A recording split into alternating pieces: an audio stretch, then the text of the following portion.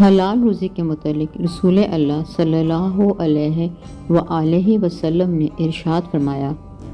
اے لوگوں، اللہ تعالیٰ سے ڈرتے رہو اور کمائی میں حلال طریقہ اختیار کرو، اس لیے کہ کوئی آدمی اپنی مقدر کی روزی پوری کرنے سے پہلے دنیا سے جانے والا نہیں ہے، لہٰذا حلال چیزوں کو اختیار کرو اور حرام کو چھوڑ دو۔ جو زمین بیچنا چاہے، رسول اللہ صلی اللہ علیہ وآلہ وسلم نے فرمایا، جس کے پاس زمین ہو اور وہ اس کو بیچنا چاہے تو اسے چاہیے کہ وہ اسے سب سے پہلے اپنے پڑوسی کو پیش کرے، اگر وہ نہ لے تو پھر دوسرے کو بیچے۔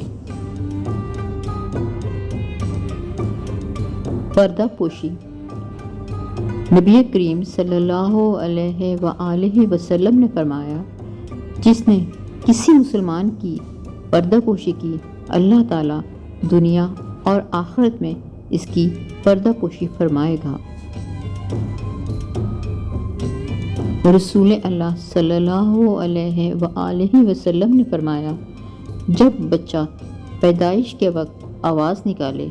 چیخے اور پھر فوت ہو جائے تو اس کی نماز جنازہ پڑھی جائے گی اور اس کی وراثت بھی تقسیم ہوگی۔ رسول اللہ صلی اللہ علیہ وآلہ وسلم نے ارشاد فرمایا،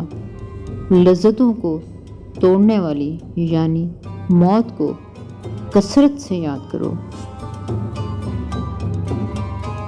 کبھی اللہ کو یاد کر کے رو لیا کرو۔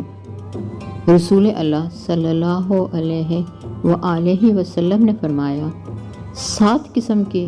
لوگوں کو اللہ تعالیٰ اس دن اپنے سائے میں سایہ مہیا کرے گا، جس دن اس کے سائے کے سوا کوئی سایہ نہیں ہوگا۔ ان میں سے ایک وہ آدمی ہے جس نے تنہائی میں اللہ کو یاد کیا تو اس کی آنکھیں بہنے لگیں۔